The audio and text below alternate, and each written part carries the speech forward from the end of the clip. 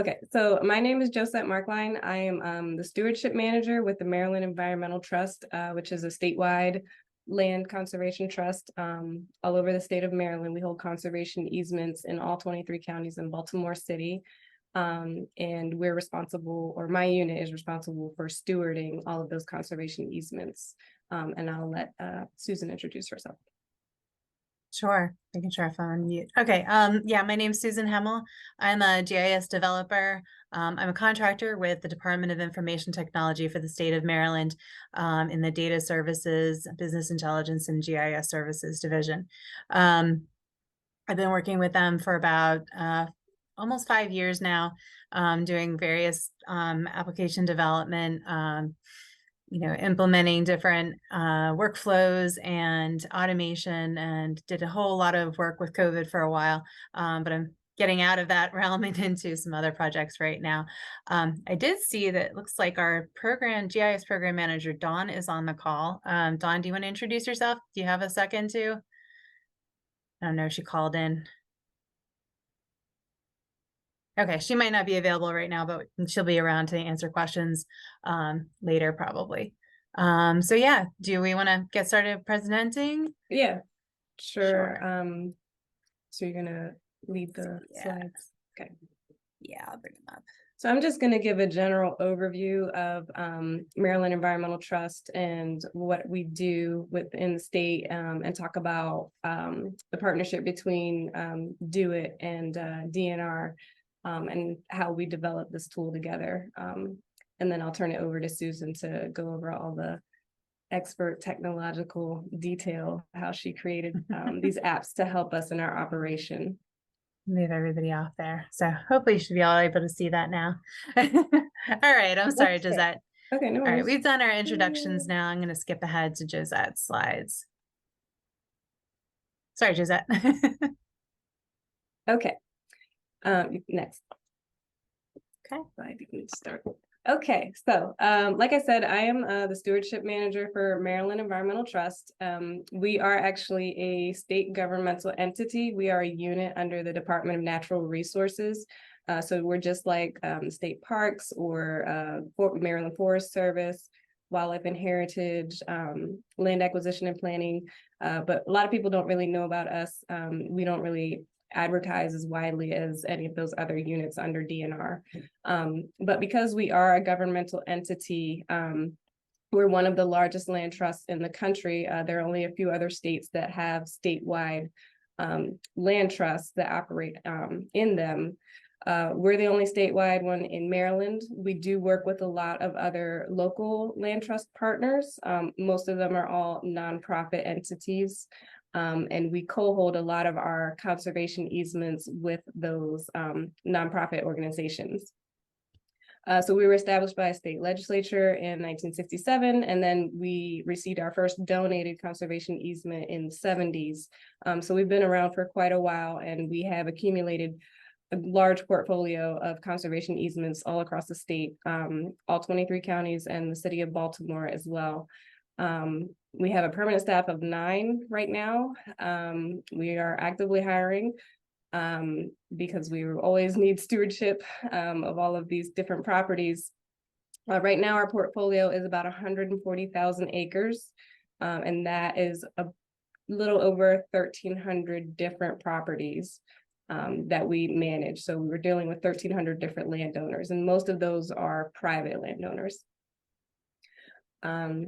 So just to give you a little bit of background, if you're not familiar with what a conservation easement is, it's a voluntary legal agreement between a landowner and a land trust or a governmental entity, where that landowner agrees in a legal document to give up the certain development rights on their property in exchange for a tax benefit, or simply because they want to leave a legacy behind and they don't want to see their property developed in the future. So once a conservation easement is created, it can never be removed, and land cannot be removed from it. We hold our conservation easements in perpetuity, so they do last forever. Conservation easements in some other states do have a term limit and they will expire, but ours never do. And because we are continuing to bring on more conservation easements over more and more land in the state. Our portfolio continues to grow every year. Our goal is to take in about 1,000 acres a year. We've consistently met that goal as long as we've had it. So in order to make sure that all of these easements stay protected and well maintained, and that all of the terms are upheld over time, they require stewardship. And the main way we steward is by actually physically going to the properties and monitoring them, or essentially doing a property inspection. So in order to steward properly, there is a group called the Land Trust Alliance. They put out national standards and practices that land trusts use all over the country. We do aspire to those standards and practices. So one of them is to monitor all of your conservation easements annually. And we do that in different ways. But the best method for monitoring is to physically go out to the property, meet with a landowner, observe the conditions of the properties. A conservation easement could be anything from a forested area, it could be a farm, it could be a property that has a waterway going through it. It could be any type of land that has conservation value, or what we call conservation attributes, that have a high enough value that are worthy of protecting and maintaining over time. So in order to monitor, I'll give you a bit of background about where we've been and how we have evolved over time and adopted more technology. You can go back one more. How we've adopted technology to improve our operations and methods for monitoring. So like I said, MET holds about 140,000 acres under easement. So in order to get to all of these properties on a regular basis, we rely pretty heavily on a volunteer group that goes out to monitor for us. We have 3 permanent staff that are dedicated to stewardship right now, so there's no possible way we could get out to all of those. So we do have a group of volunteers. We have about 35 active volunteers right now. We have 5 super volunteers who are all retired, and they love going out to visit different areas of the state. They give us great reports. They give us lots of good detail on things that they're seeing and observing if there are any issues. So we really, the volunteers are a great asset to our program, and we really value them. So right now, or in the past, like any other business entity that does, property inspections or monitoring, we use pen and paper. We would print out a paper form. We'd travel to the property, whether it's in Western Maryland or on the Eastern Shore. We would carry lots of equipment with us. We do have to monitor in all types of weather. So if there's snow, if it's raining during, the summer heat, especially when it's raining, we like to go out in the rain because we can actually see what stormwater is doing to a property, and we can check for any erosion. We can check for stormwater impacts on crops or waterways, whether, a stream is being channelized, or if anything is affecting, a forested area, if we have erosion, or any other issues, and see if there are any flooding issues with the properties. So having paper can be very cumbersome. It's a pain sometimes, if you're in a large field and a big wind kicks up, those papers go flying across the land and you're chasing after them. Things can get wet, things can get dirty. We also work with a lot of different partners, and volunteers. So trying to interpret someone's handwriting can be challenging at times. In addition to all the paper we'd carry, we're carrying paper maps. We have the report form. We may carry the conservation deed of easement, which can range, anywhere from 10 to 50 pages. We might also bring a previous monitoring report so we can refer back to an issue that we may be following up on. And then any other pertinent documents we may want to share with the landowner if we're meeting with the landowner on site. We also carried equipment. Back in the day, we used to carry a film camera to take photos. We always like to take photos when we go out, just so we can see changes in the property over time. We don't use those anymore. We used to use digital cameras. So we did evolve with that technology, but now we have, smartphones and tablets, and we use an app, which Susan is going to talk about, to help us get over using all of these different formats. So after we would complete a monitoring, visit, we would bring all of that information back to our office, or our volunteer will take it home, get connected to a network. Then we would have to type up all of that data, rekey it into a bunch of different, databases. So the main database that we used was Microsoft Access. And if anybody is familiar with using Access, if you make a mistake, if you don't catch it right away, it can be very challenging to go back and figure out where that mistake happened, and it changes all of your data points moving forward. So it's very easy for data entry error. And we're still finding a lot of those errors today that were made years and years ago. Keying in all of that data, you may have different, Excel spreadsheets that you need to update as well. So we have to track different projects, such as, any restoration projects that are going on a property, if they're restoring a stream, if they're putting a pond in, if they're doing irrigation for agriculture, if they're doing a timber harvest. Some of our easements do allow timber harvest as long as they're done sustainably, in accordance with guidelines. We may be tracking different violations. We track all of our communications because we have to hold all these records forever. So there's a lot of different things that we would have to update as we do our monitoring year after year.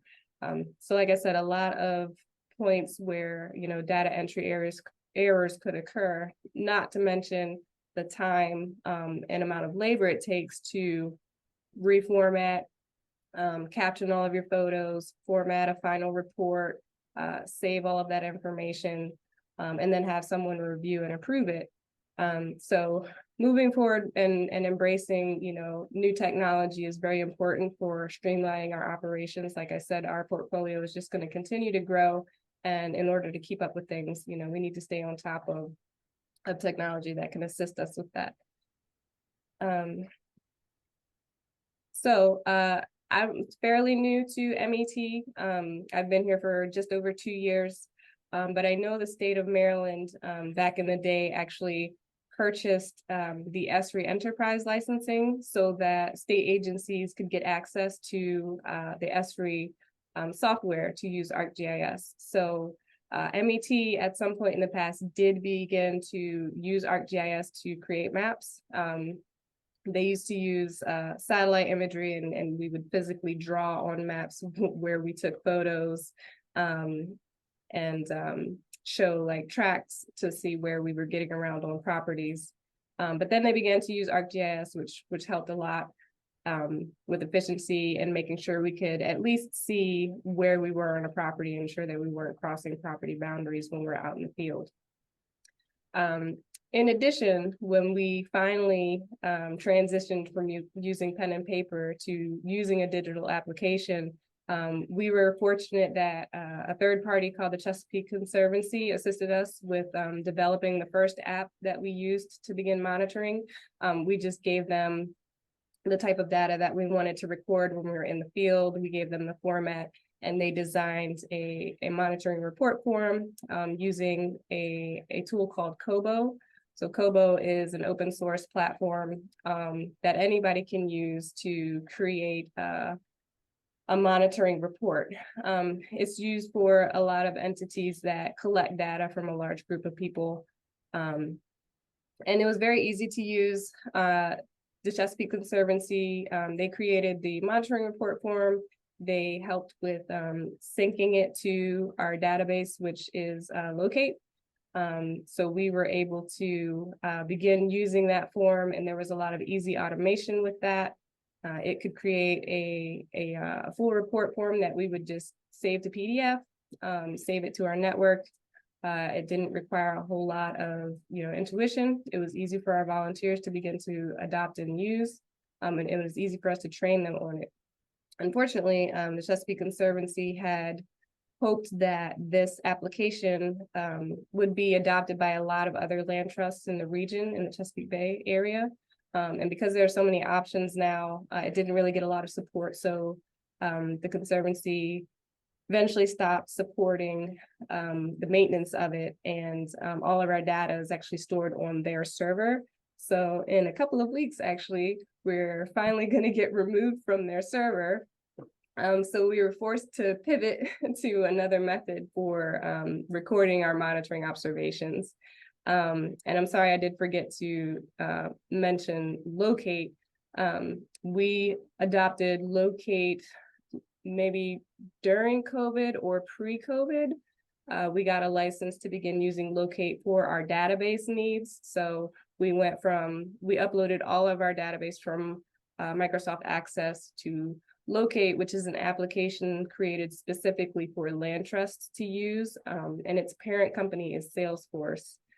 So Locate was really good at breaking down the silos between different departments and information.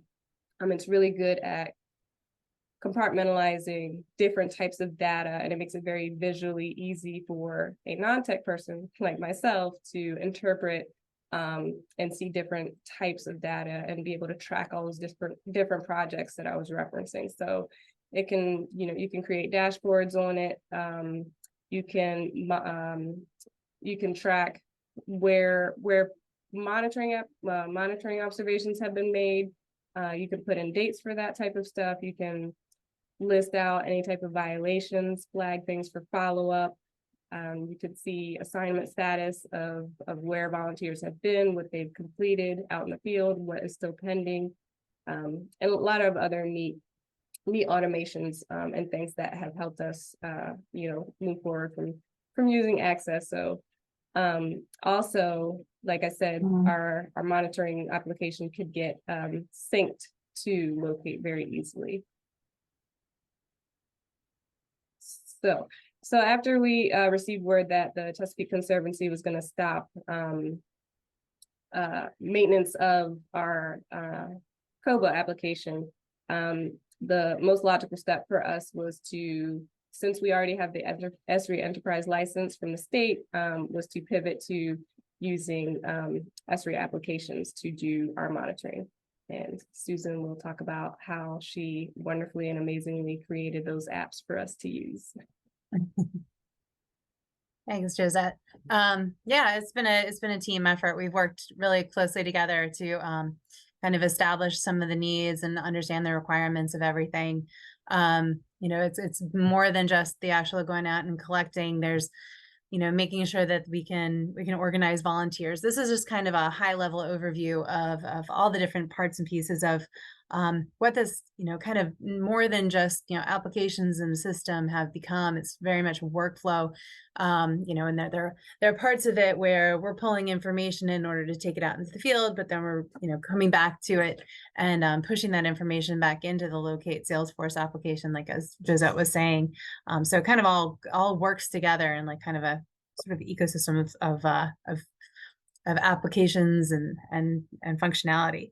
So this high level overview kind of shows the breakdown. We start with kind of our volunteer base. There, as Josette said, the volunteers are the ones who are going out and doing a lot of the collecting. So we want to be able to have them have a way that they could get login accounts, get connected to the applications that they need to use. As Josette said, with Maryland having an enterprise license, we also have access to the ArcGIS Hub Premium kind of software suite. So we are able to use an ArcGIS Community Hub, which allows us to create users and keep them in sort of like a parallel organization to our ArcGIS Online organization. That gives them the ability to do these collections and connect to the applications and log in and kind of keep everything secure, a little bit behind, not a closed door, but just, to not keep everything out in the open for when they have to do this kind of collection and get assigned to specific areas that they need to work in.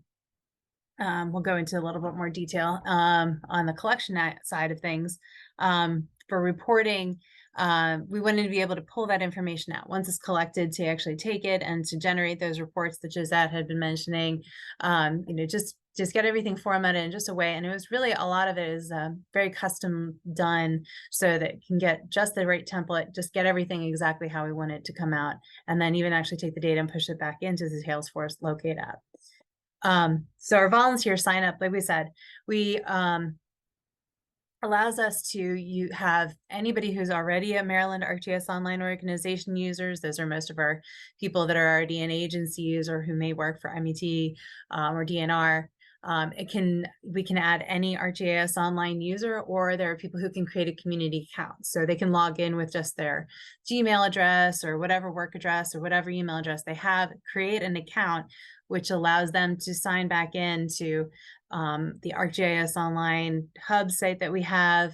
And when they get set up and ready to go out and do collection, they need to be able to sign into Survey 123, load all those apps on their phones and get everything going. So this allows us to kind of keep track of all of them. We have, like I said, we have Hub Premium, and within the Hub Premium, we have I think about 335 different initiatives where we have a lot of different users using these for different initiatives. The State Highways Administration in Maryland uses it a lot. It's really used extensively for community engagement. And I think there's close to just like 1,000 community members that are, signing in, looking at some of this information, being able to follow some of these initiatives that we have.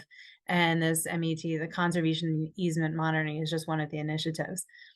So when they come here, what we have is we have the hub site set up, and it's scrolling, in a loop here, but there's sign up links on there. So once you click that, it prompts you to create a new Hub community account. If you don't already have an ArcGIS login, you can go there, you can click, you can create your own username, your own password that allow you to access everything that you need to get to doing a volunteer collection. So the sign up process, there's a little bit to it that we want to just make sure that we're monitoring when we're adding volunteers, because we don't want to just add anybody. So we're trying to make sure we vet the users. So as the volunteer becomes a hub follower and user, gets their username and login, then they contact our volunteer coordinator. And there are people within the MET organization that are kind of handling that and take that information, and then they get dispersed to the different groups that they need to be in.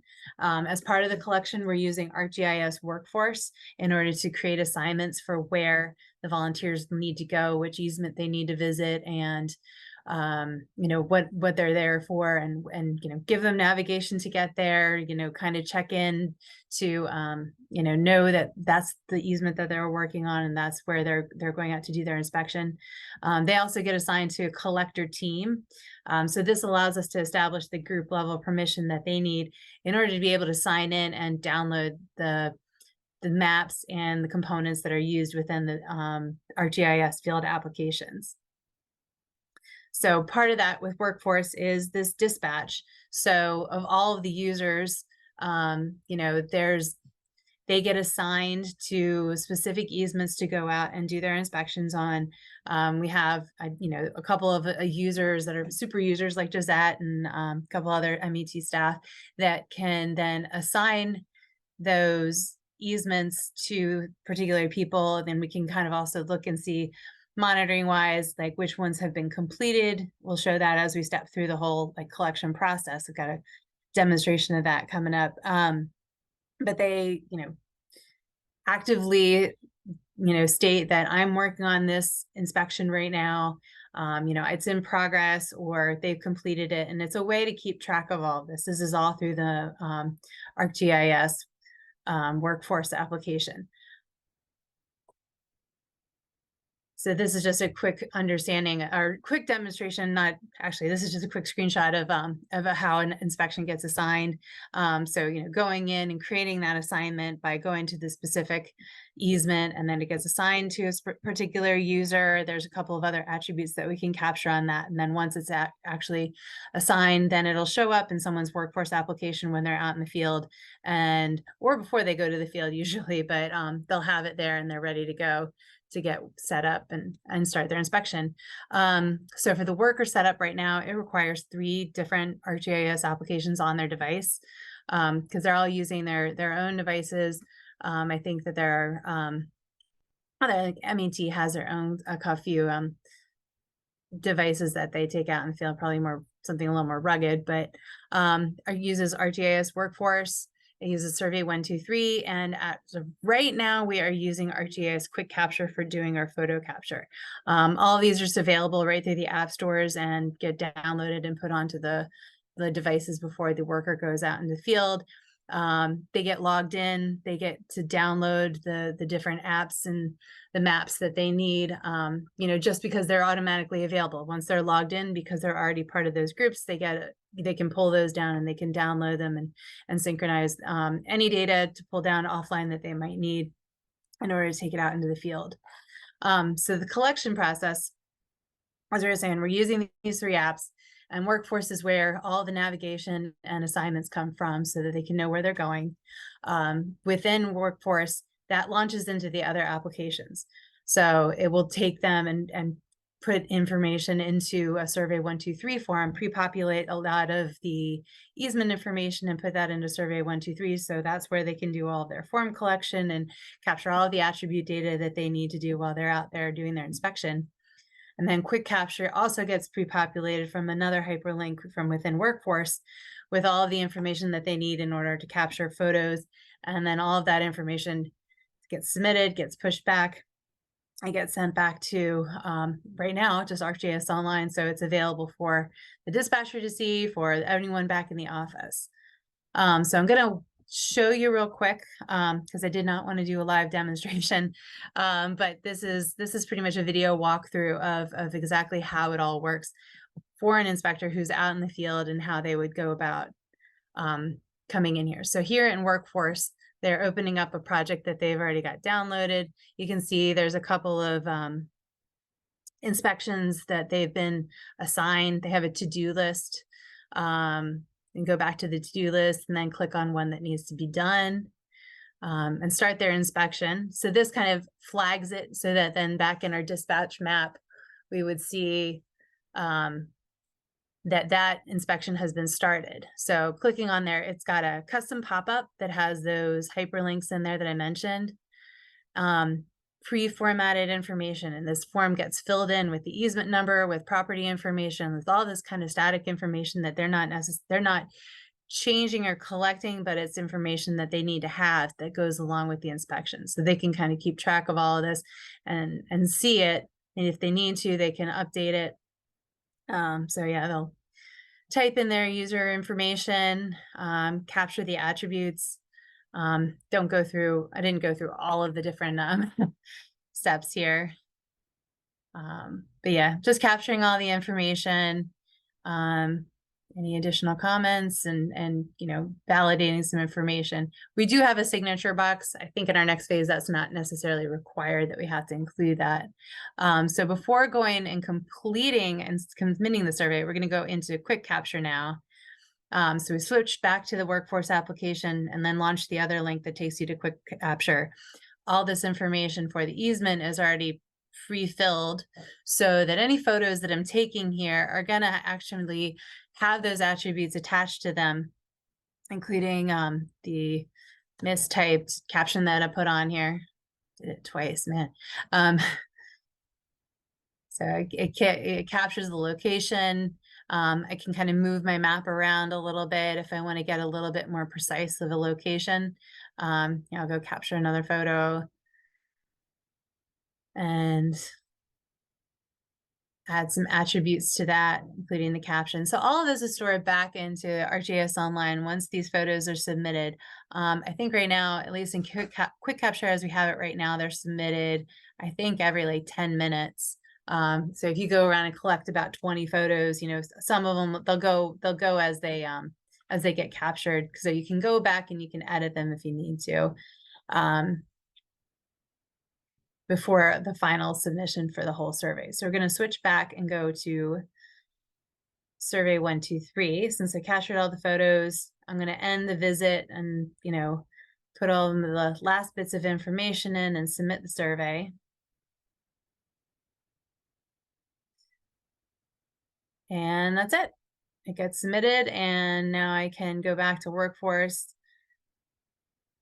and mark it as that I completed the inspection.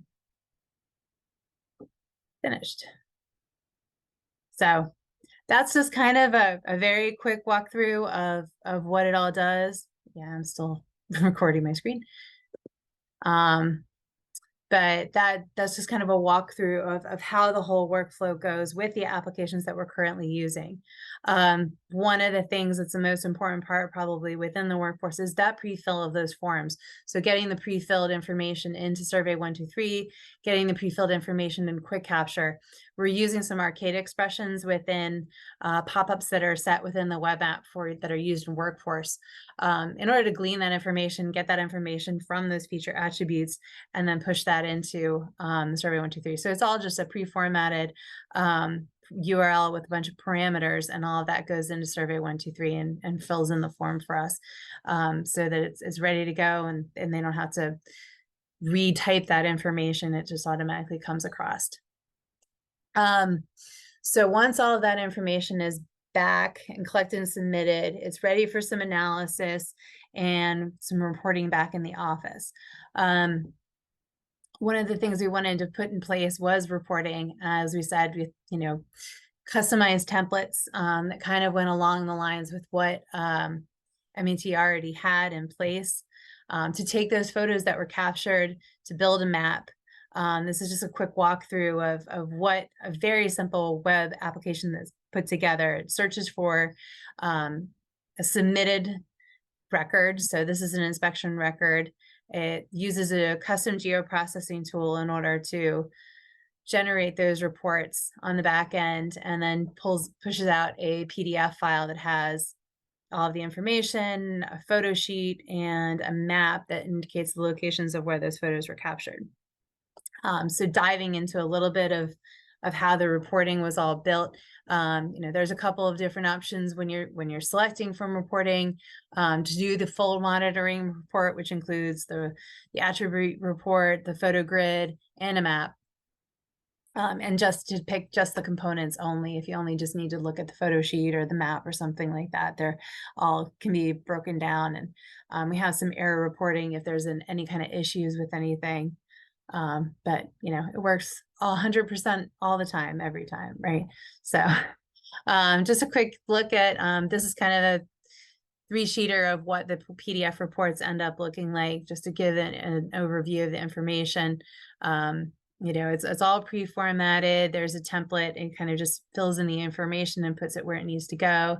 The map has the points on that for the photos that actually represent, the different photos on the photo sheet. So you can actually tie those back and take a look and see, okay, well, that's where I saw that, and that's where I was. It also gives a quick, kind of an idea of where the inspector was actually walking around on the property, because they're kind of done in sequence. So where they started and where they kind of ended up, and where they were when they walked the property and what they saw. So in some of the deeper technical components of it, and our colleague Conrad is actually one who's done a lot of this custom Python scripting in order to make all of that PDF work happen. Because Survey 123 and Esri, ArcGIS Enterprise does have some reporting capabilities. We knew that we wanted to go with a little bit more of a custom look and a way of getting those reports out so that we could kind of recreate them over and over and over again. So we ended up going with a custom geoprocessing service that we were hosting on one of our ArcGIS servers.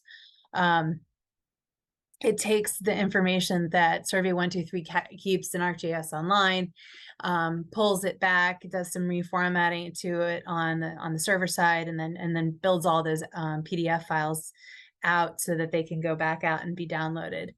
So they're not stored anywhere, they're temporary. So they do come back out every time, the report is run. So if the information is updated, or if there's been some post-processing that's happened to correct something, we want to give the opportunity that we can rerun that report to correct any typos, or that we can make modifications if the particular user had some issues or had any problems while they were entering information. It can be corrected in the office before it actually a finalized report is generated. So going back to what I was saying earlier about this is kind of like a full circle flow of data that goes through is, we really are starting with this MET Salesforce data, like the locate that Josette was saying is, pulled from Axis and pushed into Salesforce. We're taking that information and then joining it into some ArcGIS Online geographic features. So that's what we're clicking on in Workforce and taking those core easement attributes so that we can then pre-populate those forms, grab all the site visit results, get additional attributes, do the reporting, and then over back on the other side, we're taking those same visit attributes and then enhancing all that locate data, adding more information from what was found in the different inspection. So it just kind of keeps going around, and then the next time that has to happen, and MET Salesforce data is ready to go. It's already been updated. We've got the information from the last inspection, and now it's all ready to go. So there is some like data synchronization that happens back and forth to take that Salesforce data, pushes it into an ArcGIS Online hosted table, and that's what we're using to join to our polygons in order to get some of that information. Another quick just view of how those survey results are then becoming part of Salesforce. Like there's some synchronization that also happens. I believe we have those happening on a daily basis. There's just one script that will look and see what's new in survey 123, push it to Salesforce, and what's new in Salesforce, and pushes it out to CSVs that become part of our ArcGIS Online data sources. So that's really a lot of overview of the whole applications, the workflow, and everything we've got going on. We do have some plans for the future. As Josette said, with the Kobo system going away towards the end of the month, we're actively working right now on a phase 2 in order to make some modifications, enhance the user experience, because we want to make this as easy as possible, especially with having volunteers who are going out in the field and using this. So we are in the midst of doing away with quick capture. Just gets a little difficult to navigate between multiple applications on a mobile device. So we've got a way that within survey 123 we can capture multiple photos that'll be associated back with one individual survey record. So we've migrated that over. We're trying to improve some of the location tracking. We're finding sometimes, survey 123, if you submit the form, when you go back to your car or back to your office or back home, that was the location that it was going to keep with the survey. And when we go in to do our reporting and we want to do some of our analysis and looking at our reporting maps, we ended up with points that were like not in the right location. And we're still going to make sure we force that location to be within the easement polygon, keeping it automated point location. We do have some additional processing that has to happen sometimes afterwards, as we said. So we want to keep a status attribute on the survey record itself before it goes into reporting and before it goes into Salesforce too, so we can keep track of what's been edited, where within the process is it, what's its current status? Has it been submitted? Has it been processed? Has it been pushed to Salesforce? And at that point, we can't make any more modifications to it. So just to try and improve that. And then leave some capabilities for the MET staff as they need to review and edit some of this data as it goes. And then I think we just had a few other small changes that we're making to the data that's getting pushed to Salesforce. And then, with this kind of application, there's just all kinds of great ideas. There's all kinds of things we'd like to be able to try and do with it. With the community hub users that we have, we can assign licenses to them for tracking, so that if they want to, or if we want them to, from within their application, they can turn on tracking, so we can actually keep track of movements within the property as they're going around and doing their inspections. Trying to improve everything we can with offline areas. Maryland doesn't have fantastic coverage everywhere for network, so there are a lot of places where there's going to be no network or limited network capabilities. So whatever we can do for improving maps, improving data sources, and content that the user has available to them for offline areas. And one of the things that we are aware of is that workforce, as it stands, ArcGIS Workforce will not be supported after a while. They are intending to migrate that into being part of ArcGIS field maps. So instead of Workforce, they'd be downloading ArcGIS field maps, and there's a component in field maps called Workforce Tasks that will do the same functionality that Workforce is currently doing, but it's just going to be a different product. So we want to be aware of that and make sure that when that happens, which they're not 100% sure where it is, where Esri has it on their roadmap right now. There's possibility for it being in beta, but we want to make sure that, you know, we've got that on our radar so that if that does migration happen, that we can handle that when it comes to it. So yeah, that's our whole overview of everything. And yeah, we'd be more than happy to take some questions. And thank you all very much for having us. I don't know, Josette, you have anything else to additionally add? No, thank you for your time. And we'll see if anybody has any questions, we'd be happy to answer. Yeah. Anybody have any questions? You can go ahead and unmute.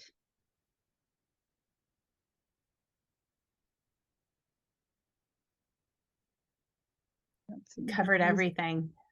This was an awesome presentation, just like seeing all of what you could do. And I'm curious, I know since you have volunteers, it's probably why you haven't gone to like things like Trimble or whatever else. But I was just curious if there was that thought process before that, because we're currently at work, we use Trimble for going out in the field and capturing this data. But I'm also curious of how for ARC field maps or Survey 123, if you're able to, are you able to get that data a lot quicker too? Basically, like when they're done with the field, once they upload stuff, then you have it in the office, right? Because it's on ArcGIS Online too. So Yeah. that probably helps too, because like for myself, I have to wait until people upload the Trimble files, and then we have to convert them to GIS files. So that might be something that might be something that I'm considering.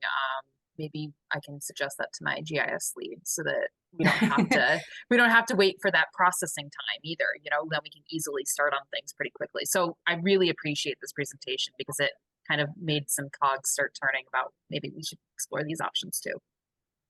Great. Yeah. Everything is almost as soon as the upload's complete, it's submitted and it's available and ready for analysis, ready to view it. So it's almost like near real time as long as the network is available. That's what I was going to ask too, is have you had any issues where when something has been, because of the network, it hasn't been uploaded? And so have you ever lost that data, or have you ever had to go back out into the field to capture that data again? So Esri's Survey 123 has the capability to recognize when you're offline, and it'll save an outbox. It'll save everything on your device, and then as soon as network connectivity resumes, it'll resubmit it and you know, make sure nothing gets lost. So it gets uploaded then and there. Awesome. Yeah. Thank you so much. I appreciate that. Sure.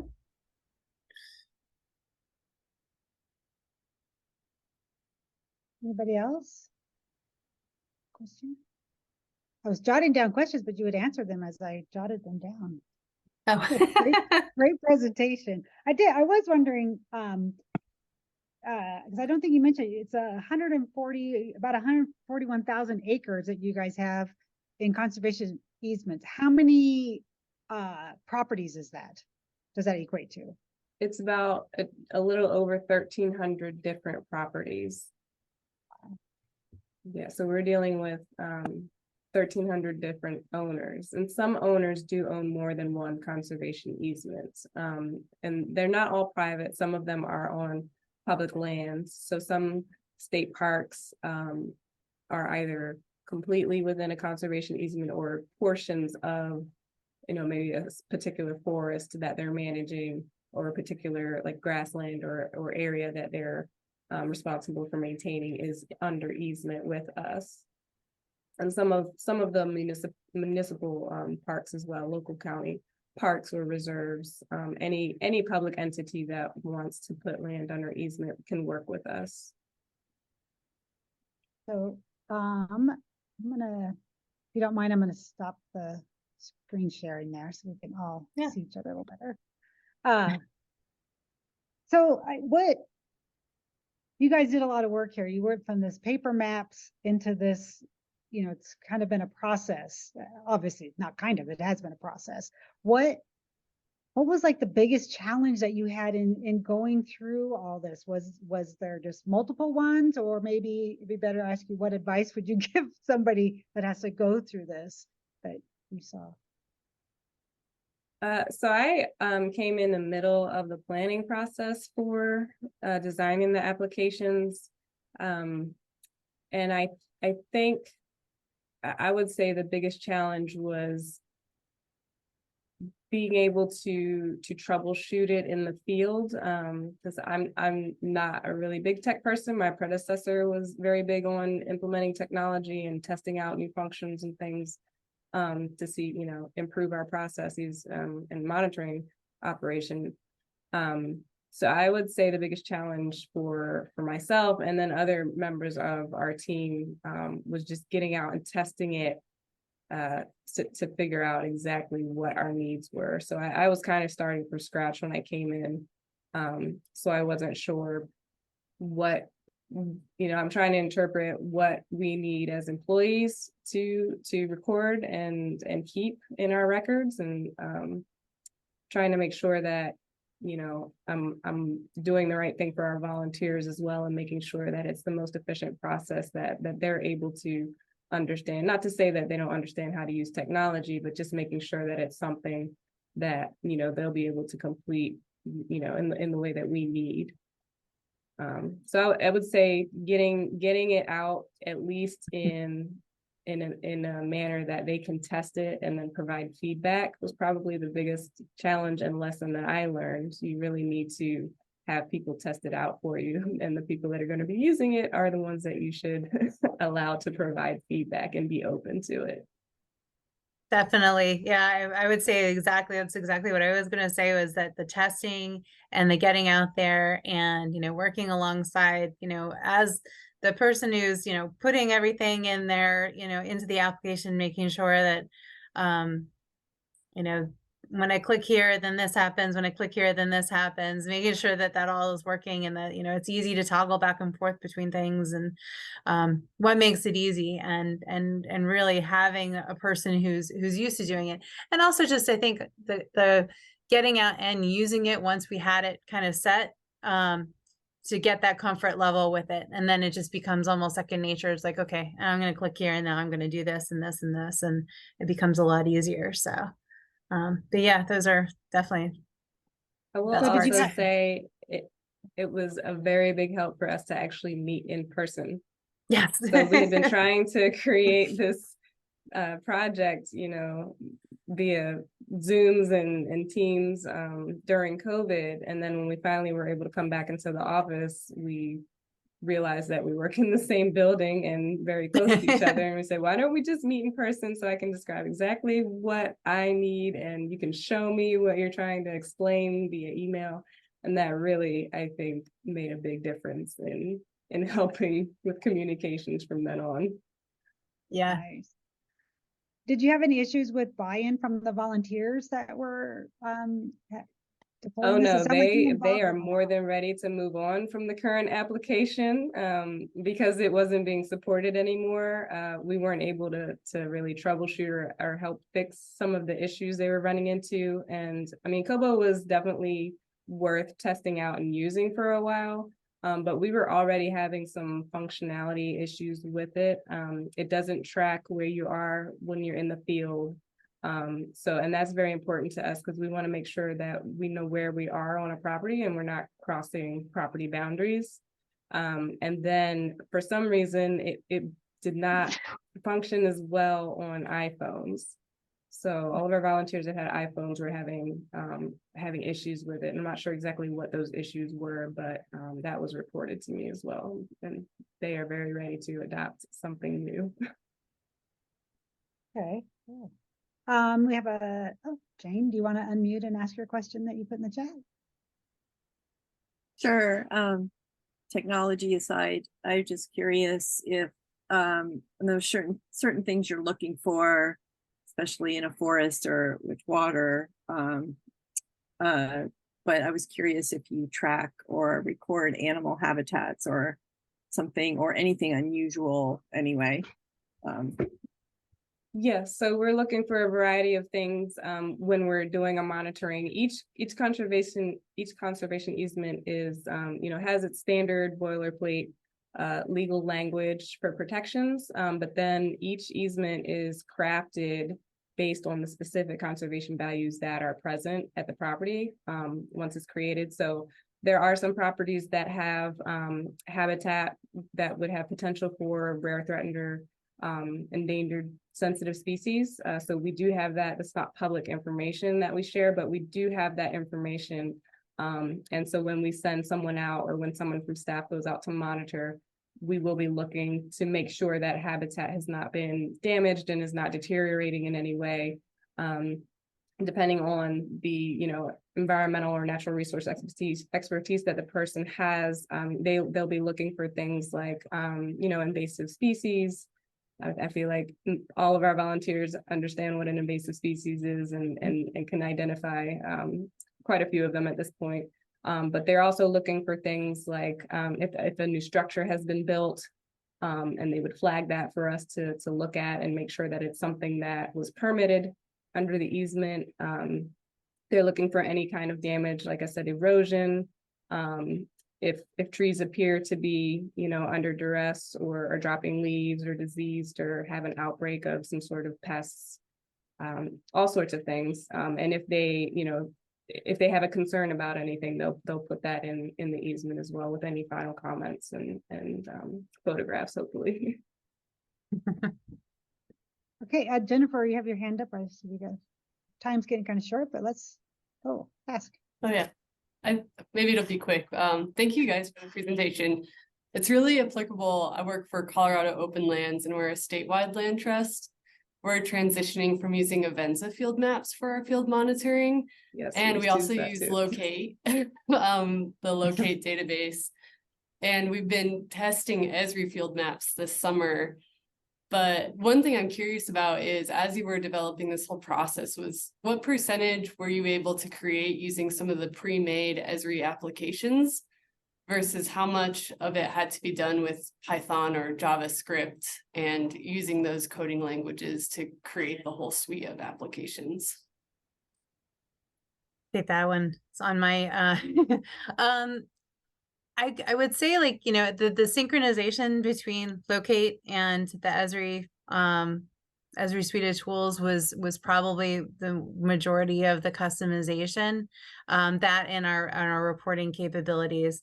But most of the rest of it was standard, kind of out of the box, survey 1, 2, 3, connect designer, and using workforce and quick capture. And most of that was all just configuration based off of, whatever Esri already has established. So we didn't have to do, any kind of customization in there, but getting the locate information to pre-populate in those forms was definitely, that's all Python that was done in order to pull that out and reprocess it and push it back in so it was available.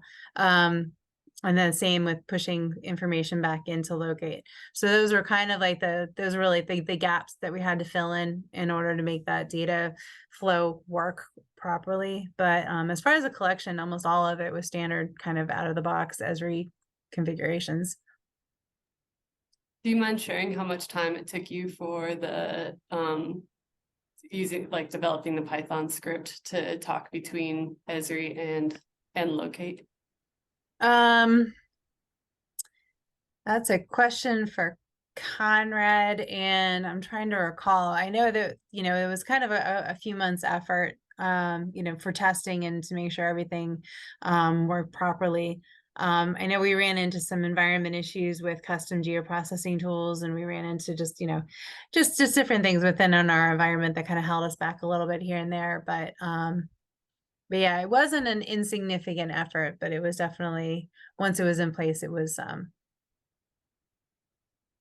it's been pretty easy to support. But yeah, we have an SOW right now, I think, for however many hours it's going to take for modifications to all of that. So including testing and everything like that. So, yeah, it was a matter of definitely weeks of work, probably. So we're kind of at our time limit Okay. here, but can you guys maybe pop your email addresses in the chat in case Yeah. people have additional Sure. questions? Forgot about the chat. I was I gonna think that say, would you be- feel free to share emails if you have any other questions. So you guys, does anybody have any last minute questions if they want to stick around and a few more minutes to ask? Yeah. Okay. I can also post their contact info on we have a Slack channel also, so I can post it in there for our group. Sure, Alright. we're happy. I mean, we work with lots of other partners and we share, templates and documents and any other information. We're happy to anything to keep the conservation movement momentum going. Awesome. Jennifer, sounds like you got some good contacts there to help you out. Yeah, and we welcome any feedback as well. Great. This has Yeah. been amazing. You guys are doing some really great work. It's very impressive. So thank you so much for taking the time to present and to share your work with us. Like I said, Sure thing. amazing. Our pleasure. Good job. Take care. Okay. Bye. Thank you. Thank you. Take care. Thank you all. You.